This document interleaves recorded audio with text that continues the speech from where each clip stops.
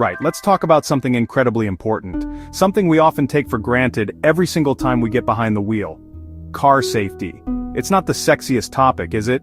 It doesn't have the roar of a V8 engine. It doesn't have the sleek lines of a supercar. But it's the most crucial part of any car ever made. Think about it. We are essentially strapping ourselves into metal boxes, then firing them at each other at frankly ludicrous speeds. The only reason this daily dance of potential chaos works is the work of very, very clever people over decades. They make sure that when things go wrong, we have a fighting chance. It's the invisible guardian angel bolted into the chassis. The importance of car safety isn't just abstract for engineers, it's personal. It's for you, it's for your family, it's for your mates. It's the difference between a bad day and the worst day imaginable. Every journey, a quick dash for milk or an epic cross-country road trip, is an act of faith, all designed to get you home in one piece. New safety ideas don't just appear out of thin air, you know? The process of innovation isn't a neat, tidy affair. They aren't delivered by a stork or found under a cabbage leaf. No, they begin with a problem, a horrible, tragic problem that has already cost someone their health or even their life. Every new safety system is a response to a failure of the past. This is where the real detective work begins. Engineers become investigators, poring over accident data from police reports, insurance claims, and hospitals to find patterns. They study real-world crashes, examining the twisted metal to understand exactly what went wrong. And from this grim analysis, they ask a simple yet profound question. How could we have prevented that, or at least made it less severe? It's a question that becomes an obsession. This is where the magic starts. The spark can come from anywhere.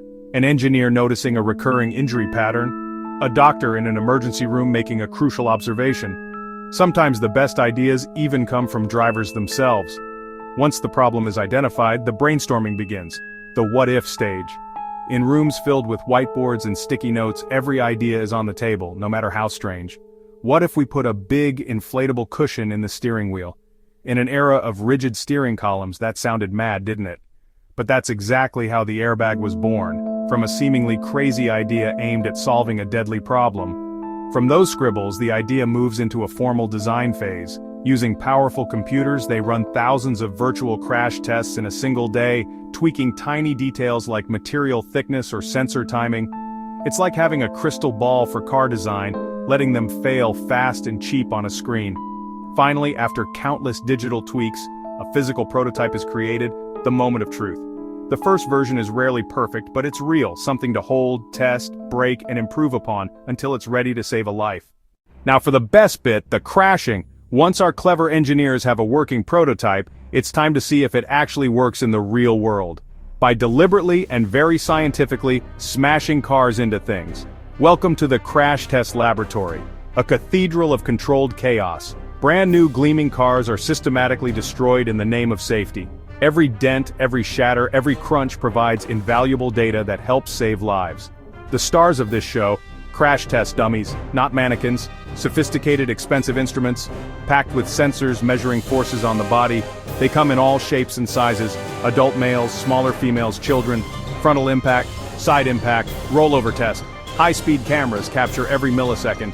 A web of sensors records terabytes of data. After the crash, the engineers descend on the wreckage. This relentless cycle turns ideas into life-saving technology. So, you've got a brilliant new safety feature. You've tested it, smashed up a few cars, and you know it works. How do you make sure every car company uses it? Governments and regulatory bodies step in. They are the referees of the car world. For a long time, safety features were optional extras. Many people tried to save money and took their chances. Then, governments acted. They created laws and regulations and set minimum safety standards for every car. Safety became non-negotiable. One famous example, the 1966 US law that forced seatbelts into every new car. Seatbelts went from obscure option to standard overnight. Organizations like the National Highway Traffic Safety Administration and Euro NCAP in Europe. They award cars star ratings for safety. No car maker wants a bad score. Public naming and shaming drives manufacturers to exceed minimum requirements. Regulation turns ideas into baseline protection for every buyer. But there's another incredibly important group. You, the driver, the passengers. Every time you get in a car, you are part of the world's biggest product testing program. Car manufacturers want to know how safety features perform in the real world, not just in a crash lab. They want to know what you think, how you use the systems, what could be better. Your feedback is gold dust to them. Think about modern safety features. Lane keeping assist, blind spot warnings, automatic emergency braking. How do these systems feel to use? Is lane keeping too aggressive? Is forward collision warning too sensitive? Based on feedback, systems are smoother and more intuitive. You're an active participant in the future of automotive safety. You're a field agent. If you want a perfect example of how a safety feature goes from a weird idea to an essential part of daily life, look no further than the seatbelt. That simple click is the sound of a deeply ingrained habit. For most of us, getting into a car and not buckling up feels completely wrong, almost reckless. It's a subconscious action, a fundamental step in the ritual of driving. But it wasn't always that way.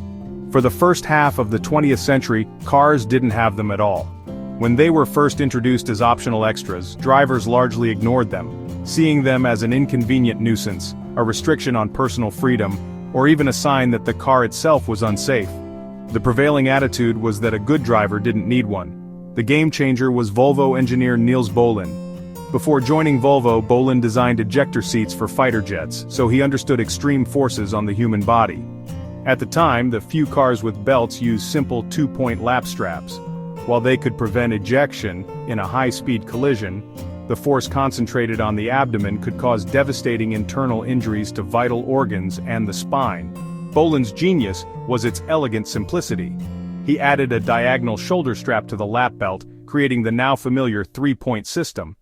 This design was crucial because it distributed the crash forces across the body's strongest points, the pelvis and the sturdy ribcage, protecting the vulnerable abdomen. It was also designed to be buckled with just one hand. In 1959, Volvo made the three-point seatbelt standard equipment. But what they did next was truly remarkable. Recognizing its life-saving potential, Volvo made the patent open, giving it away to all other car manufacturers for free. They believed its value to society was too great to be kept proprietary. In an age of fierce patent litigation, this act of corporate altruism, putting public safety far ahead of profit, seems almost unthinkable today. But even with this gift, public uptake was painfully slow. It took decades of hard work to change minds. Governments launched memorable public information campaigns, and eventually, new laws mandating seatbelt use were passed. The results were staggering. As usage rates climbed, road fatality and serious injury rates plummeted. It's estimated that Niels Bohlin's invention has saved well over 1 million lives to date. So, where do we go from here? We've got cars made of high-strength steel creating rigid safety cells around us. We've filled them with more airbags than a bouncy castle, and added clever electronics that can slam on the brakes faster than a human ever could.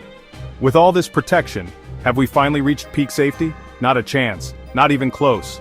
The quest for a perfectly safe car is a journey, not a destination. And the road ahead is packed with some truly mind-boggling technology that redefines what safety even means. The next great leap forward is moving from passive safety, surviving the crash, to active safety and crash avoidance. After all, the safest crash is the one that never happens. The ultimate goal is a car that simply cannot crash, a vehicle so aware of its surroundings that it can anticipate and neutralize danger before it ever materializes. The building blocks are already here. Adaptive cruise control that maintains a safe distance.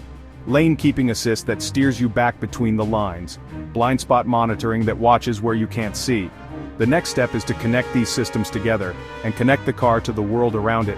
This is V2X, vehicle-to-everything communication.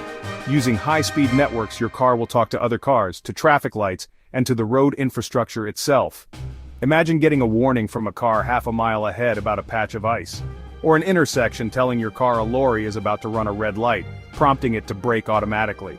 It's a collective consciousness on the road, where every vehicle works to protect every other.